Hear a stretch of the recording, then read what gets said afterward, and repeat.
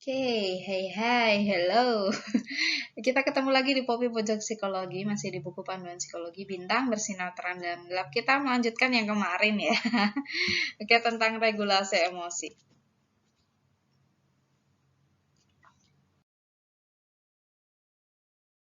Ya, jadi kemarin kan kita membahas ya, kenapa kok orang-orang biasanya dari budaya timur, termasuk kita orang Indonesia itu sering tidak tahu bagaimana caranya memproses emosi atau kesulitan memproses emosinya ya, gitu.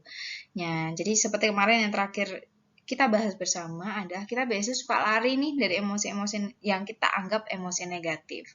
Misalnya lagi sedih, berduka, marah, stres, akhirnya kerja terus, kerja lembur bagai kuda gitu ya. Jadi supaya sibuk menyibukkan diri supaya melupakan emosi-emosi itu. Padahal emosi-emosi itu masih ada loh. Nah, dan dia nggak akan hilang begitu saja ya kan. Hanya terkubur saja dia sementara.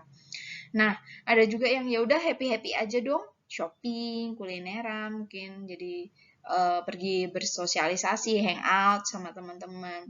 Tapi sebenarnya kalau emosi-emosi itu tidak diungkapkan, tidak disalurkan, tidak diolah dengan benar, tidak melewati proses emosi yang benar, maka emosi-emosi itu sebenarnya masih ada dan akan berdampak sama kita. Saya suka kalau memberikan edukasi kepada anak-anak gitu ya tentang mengelola emosi.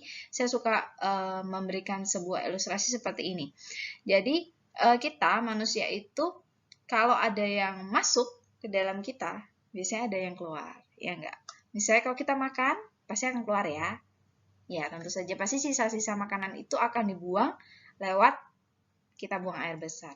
Kita minum, kita pasti akan buang air kecil gitu. Jadi intinya ada proses di dalam diri kita untuk membuang sisa-sisa atau sampah ya kan tubuh kita. Dan itu sebenarnya juga berlaku dalam hal psikologis kita. Meskipun tidak kelihatan. Jadi emosi-emosi tadi, sedih, marah, takut, stres, dan lain-lain, yang ada dalam diri kita kalau kita diamkan saja itu sebenarnya seperti sampah. Itu harus dibuang. Ya kan? Kalau tidak dibuang, dampaknya negatif. Macam-macam, kita jadi lebih mudah stres.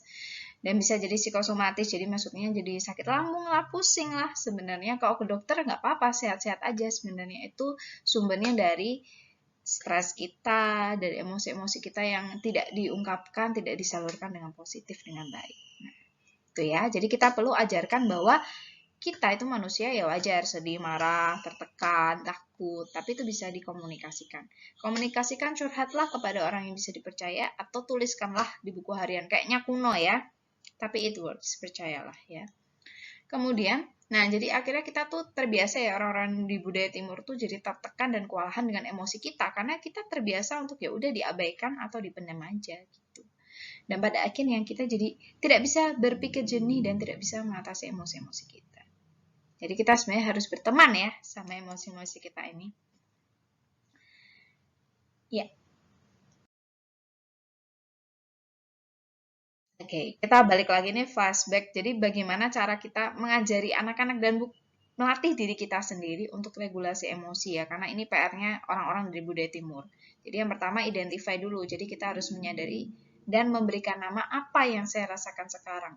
Dan ada pause ya. Jadi jeda dulu supaya kita menenangkan diri. Explore, cari tahu apa penyebab emosi kita. Saya sedih karena, saya marah karena. Choose. Pilih apa yang bisa kita lakukan untuk atasi emosi kita dengan cara yang positif. Jadi ingat jangan sampai kita menyalurkan emosi kita dengan cara yang menyakiti orang lain atau diri kita sendiri. Seperti itu ya. Sampai jumpa lagi di video berikutnya. Tetap sehat dan tetap bahagia.